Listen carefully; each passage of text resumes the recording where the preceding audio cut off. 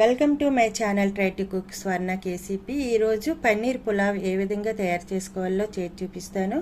నా వీడియోస్ నచ్చినట్టయితే లైక్ చేసి షేర్ చేసి నా ఛానల్ని సబ్స్క్రైబ్ చేసుకోండి. కుక్కర్లో 3 స్పూన్లు నెయ్యి వేసుకోవాలి, 2 స్పూన్ల ఆయిల్ కూడా వేసుకోవాలి. ఈ విధంగా వేసుకున్నాక ఓల్ గరం మసాలా సామాన్లన్నీ వేసుకోవాలి. దీంట్లో 1/2 స్పూన్ సాజీర కూడా వేసుకున్నాను. 2 మినిట్స్ ఈ విధంగా ఫ్రై చేసుకున్నాక ఆనియన్స్ 2, పచ్చిమిర్చి ఒక 5 వేసుకొని ఒక 10 నిమిషాల పాటు ఫ్రై చేసుకోవాలి. గోల్డెన్ బ్రౌన్ కలర్ వచ్చే వరకు ఫ్రై చేసుకొని క్యారెట్ వేసుకొని 10 నిమిషాలు ఫ్రై చేసుకోవాలి. అల్లం వెల్లుల్లి పేస్ట్ 1 స్పూన్ వేసి పచ్చివాసన పోయే వరకు 2 మినిట్స్ వరకు ఫ్రై చేసుకుందాం. వేరొక పాన్లోని కొంచెం ఆయిల్ వేసుకొని మనకి నచ్చిన సైజులో పన్నీర్ని కట్ చేసి స్టవ్ని లో ఫ్లేమ్లో పెట్టి ఈ విధంగా లైట్ గోల్డెన్ బ్రౌన్ కలర్ వచ్చే వరకు ఫ్రై చేసుకోవాలి. ఈ విధంగా ఫ్రై అయితే సరిపోద్ది. కుక్కర్లో వేసుకోవాలి.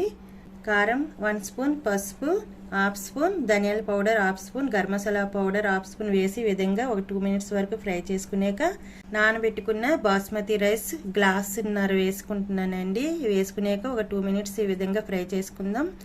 దీంట్లో 2 గ్లాసుల వాటర్ వేసుకోవాలి.